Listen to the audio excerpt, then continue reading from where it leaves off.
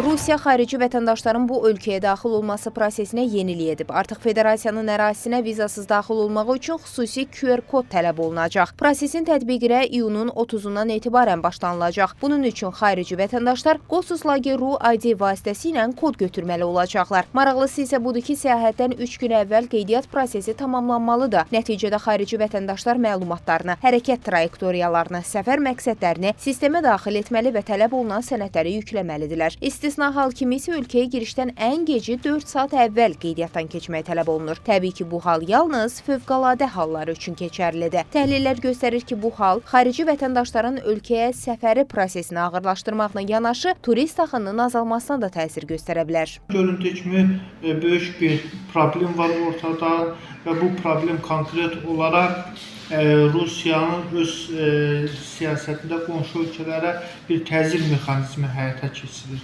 Əlbəttə ki, Rusiya bundan ziyan çəkəcək, Rusiya iqtisadiyyatı kifayət qədər zəifləyəcək, çünki gənclərin çoxu çağırışçı kimi Rusiya-Ukrayna müharibəsində iştirak edir və Rusiyanın əmək şəraitində işçi qüvvəsinə böyük ehtiyacı var və bu da təbii ki, qonşu ölkələr hesabına miqrantlar Rusiyaya gedir, ora Rusiyanın iqtisadiyyatına müəyyən töhfə verirlər. Rusiyanın ölkə daxilində miqrasiya siyasəti ilə bağlı daha sərt tədbirlər həyata keçirməsi, bir sıra məhdudiyyətlərin tətbiqi hesab edirəm ki, təhlükəsizlik məsələləri ilə bağlıdır. Rusiya-Ukrayna müharibəsi hələ də davam edir. Rusiyaya qarşı çoxsaylı iqtisadi məhdudiyyətlər və sanksiyalar tətbiq edilmişdir və turist adı altında və yaxud təhsil ilə bağlı müxtəlif şəxslər Rusiyanı